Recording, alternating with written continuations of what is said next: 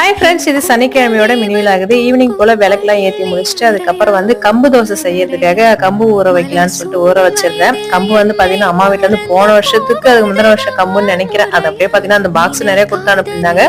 கூழ் எல்லாம் போட்டுட்டு மீதி வந்து அப்படிதான் இருக்கு. சரி தோசை ஊத்தலான்றதுக்காக ஊற வச்சிருந்தேன்.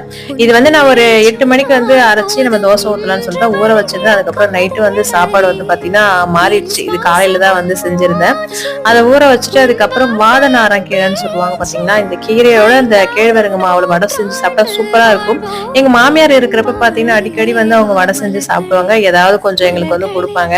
அவங்க இல்லாதால வந்து பாத்தீங்கன்னா எனக்கு மீதெல்லாம் வந்து செய்வேன். அந்த வடை செய்யறது மட்டும் எனக்கு பிடிக்கவே பிடிக்காது. இன்னைக்கு கொஞ்சமா கேழ்வரகு மாவு இருக்கு, அந்த கீரை வேற ஒரு பாட்டி கிட்ட சொல்லியிருந்தேன். அவங்க எடுத்துட்டு வந்து கொடுத்துட்டு போய் 4 நாள் ஆகுது. நான் இப்பதான் வந்து இந்த கீரையை வந்து செய்ய போறேன். இந்த மாதிரி கேழ்வரகு மாவு வடையெல்லாம் வந்து யாரா செஞ்சு கொடுத்தா வந்து சாப்பிடுவா. எனக்கு வந்து செய்யறது வந்து கடப்படாது இருந்ததால இவ்வளவு நாள் செஞ்சு இந்த கீரையை வந்து